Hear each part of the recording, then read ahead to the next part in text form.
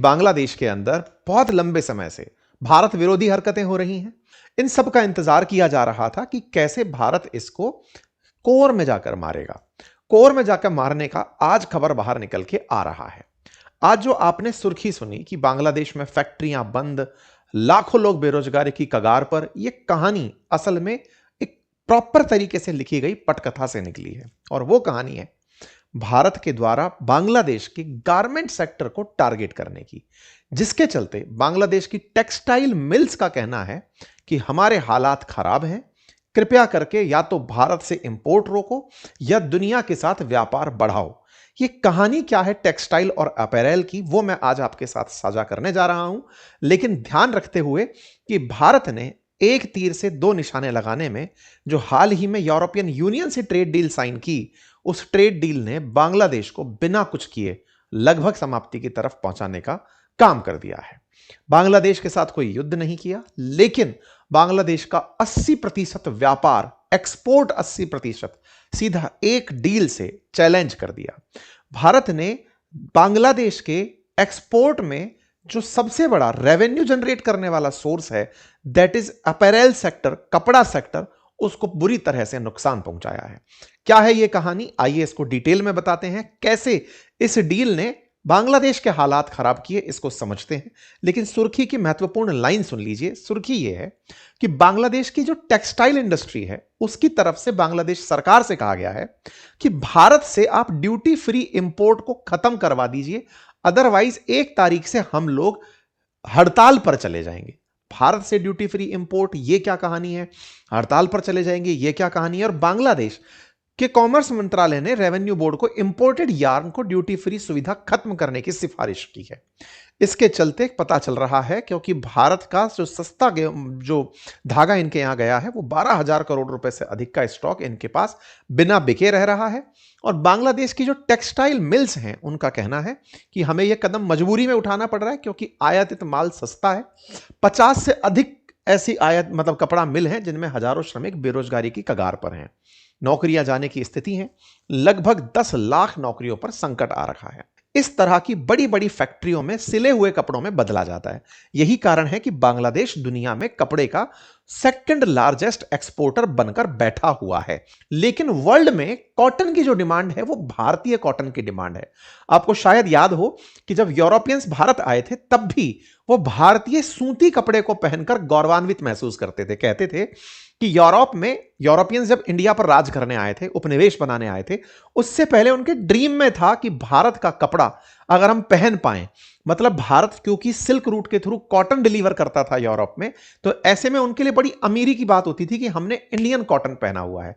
तो वो Indian cotton आज भी यूरोपियंस को चाहिए। और अब आप सोचकर देखिए कि कैसा रास्ता अपन लोगों ने ओपन कर लिया है। अच्छा, अब जिस बांग्लादेश का 84% विदेशी मुद्रा का भंडार यही हो, यानी कि जब एक्सपोर्ट से धन आता है और धन में केवल कपड़ा है, तो सोचिए कितना बड़ा क्षेत्र है और उसको आप कंपटीशन देने जा रहे हैं। 84% विदेशी मुद्रा, 50 लाख रोजगारों के लिए, और विशेष रूप से बांग्लादेश का यह सेक्टर महिला केंद्रित है, जो लगभग 1.5 करोड़ लोगों को रोजगार देता है। इसमें अधिकांश महिला भागीदारी करती हैं। इंटरेस्टिंग समझिए, हमारे धागे और अनस्टिच्ड कपड़े से बांग्लादेश में बड़ी बड़ी ब्रांड्स जैसे टॉमी हिलफिगर, कैल्विन क्लेन जैसे जो ब्रांड्स हैं, ये काम करते हैं। बांग्लादेश के अंदर ही कपड़े सिल करके टॉमी हिलफिगर, कैल्विन क्लेन और राल्फ लॉरेन जैसे जो अमेरिकी ब्रांड हैं, ये यहां से सिलकर अमेरिका बिकने जाते हैं। इसके अलावा स्वीडन का H&M है, इटली का जियो जॉर्जिया अरमानी है, जर्मनी का ह्यूगो बॉस एंड प्यूमा है, स्पेन की जारा है। ये सब ब्रांड यहां बनकर के वहां बिकने जाते हैं। यानी सिलवाते सब यहां है, ब्रांडिंग यहां पर होती है और बिकते उन बाजारों में है, क्योंकि उनने भी इस काम को आउटसोर्स किया हुआ है, सस्ती लेबर के चलते, सस्ते कच्चे माल के चलते, क्योंकि कच्चा माल तो हमारे उद्योग धंधों में बन ही रहा है। तो एक प्रकार से इन लोगों ने केवल ब्रांडिंग से पैसा कमाया हुआ है। देखिए, असली पैसा कमा करके तो ये लोग बैठे हैं, कौन से? जिन्होंने जारा जैसा ब्रांड खड़ा कर लिया, बिलियंस में जिनकी ब्रांड वैल्यू है, अरमानी जैसा ब्रांड, इटली H&M जैसा ब्रांड, ये तमाम ब्रांड्स मिलियंस में, बिलियंस में इनकी वैल्यू है। ये लोग खेलते हैं ब्रांडिंग पे, कच्चा माल बनाकर खुश हैं आप और हम, और उसमें फिलहाल चल रही है लड़ाई। ये एक अलग इशू है, कभी इस पर अलग चर्चा होगी, बातें बाजार की पर करेंगे। खैर, फिलहाल के लिए शेख हसीना की सत्ता जब से हटी है और ये इकोनॉमिस्ट मोहम्मद यूनुस जब से आए हैं, ये समेट ही नहीं पा रहे हैं कि इनकी जो सबसे बड़ी ताकत थी वो लगातार खस्ता हाल होती जा रही है। बांग्लादेश के 80 से 80% तक का जो निर्यात है, जिस पर 11% बांग्लादेश की कुल जीडीपी डिपेंड करती है, उस पर अब भारत ने छेद कर दिया है। और ऐसा नहीं है कि इस डील से छेद हुआ है, इससे पहले हम खेल खेल चुके हैं। एक सबसे जरूरी बात और वो ये कि एक छोटा सा कार्य जो हम अक्सर आपसे रिक्वेस्ट करते हैं वो है चैनल को सब्सक्राइब करने का। मेरे प्यारे साथियों, जहां आप मुझे सुन रहे हैं उसके नीचे एक सब्सक्राइब का बटन दिया हुआ है, जिसे दबाने में कोई खर्च नहीं आता, आपका समय लगता है 2 सेकंड का, लेकिन आपकी ये 2 सेकंड की कीमत हमारे लिए हौसला बनती है। अगर आप इस छोटे से काम को करते हुए आगे बढ़े तो ये हमारे लिए बहुत ही सकारात्मक रहेगा, हमारे हौसले को बढ़ाएगा, हम आप तक और अच्छा काम लेकर पहुंचेंगे ये और सुनिश्चित करेगा। आइए आगे बढ़ते हैं। ये तरीका भले ही हो, लेकिन भारत ने 0% टैरिफ पर यूरोप में जो अब एंट्री ले ली है वो सीधा उसे कंपीट करेगी। लेकिन अब सवाल है, इससे पहले कि भारत ने ईयू के साथ डील नहीं की थी, उससे पहले भी इनका कपड़ा उद्योग तो संकट में आ गया था। वो कैसे, उसकी कहानी क्या थी? देखो, अनरेस्ट था बांग्लादेश में, सबको पता था। बांग्लादेश का अनरेस्ट भारत के लिए ही नहीं था, विदेशों से भी अगर कोई निवेशक आ रहा है तो उसके लिए भी है, और वो भी इन सब चीजों से पीड़ित है। तो बांग्लादेश के अंदर इस पर्टिकुलर कपड़े के चलते या फिर इस तरह के माहौल के चलते ऑलरेडी गारमेंट इंडस्ट्री पर $400 मिलियन का सदमा लग चुका था, क्योंकि प्रोटेस्ट निवेशकों को आने से रोकता है। विदेशी निवेशक, H&M जैसी कंपनियां अगर बांग्लादेश में आकर के कपड़ा बनवाना चाहती हैं तो आदमी तो आएगा ना उनका, उसको भी तो स्थिरता चाहिए उस देश में कि जाऊं तो वहां शांति रहे। वहां का तो प्रधानमंत्री भागा फिर रहा है, तो फिर क्या होगा? दूसरा क्या हुआ, भारत बांग्लादेश के बीच में जिस तरह का बॉर्डर साझा होता है, बांग्लादेशियों ने चाइना को सपना दिखा दिया कि नॉर्थ ईस्ट में जाने के लिए तो आपको वाया बांग्लादेश जाना पड़ेगा। भारत इस बात से चिढ़ गया। भारत ने कहा कि बेटा, तुम्हारी इतनी जरूरत, तुमने बॉर्डर पर रहने का यह फायदा उठा लिया कि आप अगर जाना चाहते हो 7 सिस्टर्स में तो वाया बांग्लादेश जाओगे। ये चीन को चिपका के आ गए मोहम्मद यूनुस। भारत ने कहा, सुनो बेटा, ज्यादा दूर मत जाओ, तुम्हें अगर नेपाल को और भूटान को सामान बेचना है तो तुम्हें भारत के लैंड बॉर्डर्स से, लैंड बॉर्डर्स में क्या है कि हम लोगों ने लैंड पे ही कुछ लैंड पोर्ट्स बनाए हुए हैं, लैंड पोर्ट्स बनाए हुए हैं जहां पर व्यापार करके सीधा ट्रक को यहां से भरा और भर के नेपाल बेच दिया, भूटान बेच दिया। भारत ने कहा, सुनो, पहले तो तुम्हारा यही सपना यही तोड़ देते हैं। हमने इनके लैंड पोर्ट्स बंद कर दिए इससे नाराज होते हुए, और हमने कहा अगर तुम्हें यहां सामान बेचना है तो सुनो, हम तुम्हारे इंपोर्ट को मना नहीं कर रहे, तुम्हारा कपड़ा सिलकर आएगा और यूं घूम करके मुंबई के अंदर जो नावा शिवा है ना, वहां पर ड्यूटी फ्री रहेगा। तो इनको हमने इनडायरेक्टली इतना घुमा दिया कि अब ये नेपाल भूटान में सामान बेच ही नहीं पा रहे। ऐसे में इनका बाजार भारत ने पहले ही तोड़ दिया था लैंड पोर्ट बंद करके। ये हमने उसी समय कर दिया था कि रेस्ट्रिक्शन है भाई इंपोर्ट गुड्स फ्रॉम बांग्लादेश से, और हमने ट्रांसशिपमेंट को पूरी तरह अगस्त अप्रैल में ही रोक दिया था। इनका इलाज धीरे धीरे करके किया जा रहा था। परिणाम क्या निकला? इनके एक्सपोर्ट बाधित होने लगे। भारत ने पोर्ट रेस्ट्रिक्शन लगा करके इनको मना भी नहीं किया और मना भी कर दिया। यह आदेश रहा कि तुम्हें जाना है तो बेटा नावा शिवा होकर के निकलो। अच्छा, अप्रैल में यह खेल हुआ, उसके बाद में इनकी आत्मा जग गई। जुलाई में ये आते हैं और ये बांग्लादेश के ऊपर 35% टैरिफ लगा देते हैं। बांग्लादेश का 85% व्यापार कपड़ों का है, उसमें से लगभग जो कपड़े बिक रहे हैं 38-40 बिलियन डॉलर के, उनमें से 5-7 बिलियन डॉलर के अमेरिका को बिकते हैं। अमेरिका को बिकते हैं, 35% टैरिफ लगा दिया। टैरिफ को हमने 25% ही पाया था शुरुआत में, तो भारत 25% टैरिफ पर माइलेज ले गया अमेरिकी बाजार में। हम पर तो बाद में पेनल्टी 25% ही लगी है, तो इनको उस समय वैसे झटका लग गया, 35% का झटका, और अमेरिका ने अब तक इनका ट्रेड रिवर्सल नहीं किया है। बांग्लादेश बेचकर अमेरिका से $8.8 बिलियन का व्यापार करके $5-7 बिलियन कमाता है, और जिससे भारतीय टेक्सटाइल सेक्टर को 35% का लाभ हुआ। हालांकि यूएस फिलहाल के लिए इनके ऊपर टैरिफ घटाने के बारे में सोच रहा है, लेकिन असर तो सब चीजों का चलता जा रहा था। फिर काम आता है, कोई भी इंडस्ट्री काम करे उसको बिजली की जरूरत होती है।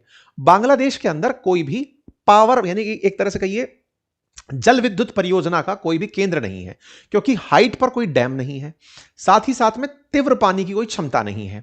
ऐसे में बहुत ज्यादा रिसोर्सेज इनके पास बिजली उत्पादन के नहीं है। प्लेनर है ना, जल के आखिरी तट पर बसा हुआ है, तो ऐसे में इनके यहां पर बिजली उत्पादन अपने आप में एक बड़ा चैलेंज है। नदी के मुहाने पर है तो कोयले का क्राइसिस है, बिजली का क्राइसिस है, तो ये बिजली भारत से इंपोर्ट करता है। भारत ने इन्हें बिजली देने से रोक दिया, रुकवाने का काम किया अडानी से। अडानी ने इनकी बिजली काट दी लगभग 60%, यह कहते हुए कि सुनो, पावर का पेमेंट नहीं कर रहे हो, और बिल फाड़ा इन पे कि बांग्लादेशी नहीं चाहते कि अडानी काम करे। जबकि शेख हसीना ने पूरी तरह सुनिश्चित करते हुए, शेख हसीना बांग्लादेश के लिए बहुत अच्छी पीएम थी, उन्होंने बांग्लादेश में पूरे टाइम बिजली बनी रहे तो पहले अडानी से पूरी टाइम बिजली का पावर प्लांट लगवा लिया। साथ ही साथ भारत से सस्ता यार्न मंगवा लिया ताकि वो बना के कपड़ा वहां से आगे बेच सके। भारत ने बिजली रोक दी, भारत ने आगे चल के ट्रेड रोक लिया, पानी पर संकट खड़ा कर ही रखा है। इससे क्या हुआ कि इनकी इंडस्ट्रीज को दिक्कत होने लगी। तो अडानी का जो झारखंड लिमिटेड के अंदर पावर झारखंड लिमिटेड जो था, उसका बिल बकाया होने पर इन्होंने बिजली काट ली। बिजली कटी तो काम अटक गया।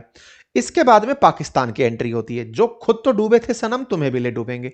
इन्होंने इनको ऑफर किया कि सुनो, आप ना, भारत पोर्ट नहीं दे रहा तो क्या हमारे पास चले आओ। इतने बड़े अकल के अंधे हैं, इन्हें यह समझ नहीं आ रहा कि भारत के पोर्ट नेपाल भूटान के लिए जरूरी हैं। इनने कहा क्या हुआ, हम आपको चाइना और सेंट्रल एशिया जाने का रास्ता देंगे। अरे उनका व्यापार ही नहीं है, चाइना तो खुद कपड़े बेचता है, अकल के अंधों। सेंट्रल एशिया इनके कपड़े खरीदता नहीं है, तुम क्या सपने दिखा रहे हो, खुद का समेट लो। पाकिस्तानियों के हालत इतने खराब हैं कि अभी जनवरी का रिपोर्ट अगर आप देखें तो इनका जो ट्रेड डेफिसिट है वो इस महीने में 44% बढ़ा है। रिपोर्ट देखिए तो पिछले महीने के कुछ आंकड़े मैं आपको दिखाता हूं, नवंबर 2025 वर्सेस नवंबर 2024 का, जिसमें पहले इनके एक्सपोर्ट वर्सेस इंपोर्ट में इंपोर्ट बढ़े, एक्सपोर्ट घटे, ट्रेड डेफिसिट वाइडन हुआ, $700 मिलियन का खुद का ट्रेड घाटा बढ़ गया। ये इनको सलाह दे रहे हैं कि सुनो, तुम आकर के चाइना को सामान बेच दो। इकोनॉमिस्ट बताए बेचारे। अब ये इकोनॉमिस्ट फिलहाल के लिए रेडीमेड गारमेंट को लेकर के फिलहाल कंफ्यूज हैं कि अब मैं करूं क्या, उन कपड़ों को कैसे बेचूं, क्योंकि भारत इनको पनाह दे करके इनसे सारे ट्रिक सीख रहा है कि बताओ बांग्लादेश को कैसे इंटरनली तोड़ा जाए। कोई भी देश पैसे से चलता है, भारत को पता है कि उसका पूरा धंधा एक्सपोर्ट पर केंद्रित है, कपड़े पर केंद्रित है, तो कपड़े को ध्यान में रखकर ईयू के साथ में डील मचा दी, जिसके चलते इनके खेला हो गया। ठीक है, उम्मीद है कि अब आपको यह बात समझ में आ गई हो कि बांग्लादेश का जो 78% यार्न भारत से जा रहा था, अब वो यार्न खुद अप्रैल में बदल करके बिकेगा यूरोप में जाकर के, जिससे भारत को एक बड़ा बाजार मिलेगा। कुल मिलाकर खेला होवे। हां, इससे फर्क क्या पड़ेगा, हो सकता है भारत का एक्सपोर्ट बांग्लादेश के साथ थोड़ा कम होगा, लेकिन हम उसको काउंटर कहां से कर जाएंगे, यूरोपियन यूनियन से कर जाएंगे। कुल मिलाकर भारत 2030 तक 9 लाख करोड़ के निर्यात के लक्ष्य के साथ आगे बढ़ रहा है। इस बात में भारत की सरकार की मंशा मिनिस्ट्री ऑफ टेक्सटाइल से आपको दिखाई देती है, जो 2030 में $100 बिलियन के एक्सपोर्ट का टारगेट लेकर बैठी है। ऐसे में हमारे देश के अंदर जो प्रोडक्शन के लिए गुजरात, महाराष्ट्र, आंध्र प्रदेश, राजस्थान, हरियाणा जैसे राज्य हैं, इनके ऊपर ग्रोथ एवेन्यूज बहुत बढ़ जाएंगे। उदाहरण के लिए पिछले साल का आंकड़ा है कि भारत का टेक्सटाइल ग्रोथ जो है वो नवंबर में लगभग 9.5% के हिसाब से ग्रो किया था। ऐसे में जब भारत इतनी बड़ी ट्रेड डील कर चुका हो, भारत अब तक 22 एफटीए कर चुका है, और अब सबसे बड़ा एफटीए यानी फ्री ट्रेड एग्रीमेंट साइन किया गया है ईयू के साथ, इसका हमें लाभ होगा। मिनिस्ट्री ऑफ हमारी जो टेक्सटाइल है उसने साफ साफ कहा है कि हमारा टेक्सटाइल और अपैरल सेक्टर इस डील से बड़ा फायदा पाएगा, क्योंकि हमें लगभग जीरो ड्यूटी के ऊपर ईयू का 240 या $263 बिलियन का बाजार एकदम खुला मिलने वाला है।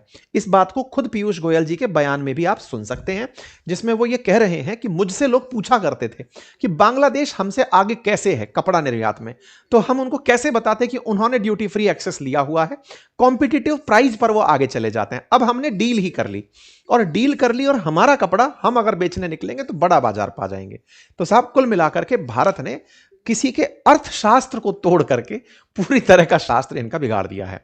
बाकी आप लोग इस विषय पर क्या सोचते हैं, अपनी राय जरूर कमेंट बॉक्स में बताइए। चैनल पर नए हैं तो सब्सक्राइब कर लीजिए, साथियों के साथ इसे ज्यादा से ज्यादा साझा करिए। धन्यवाद।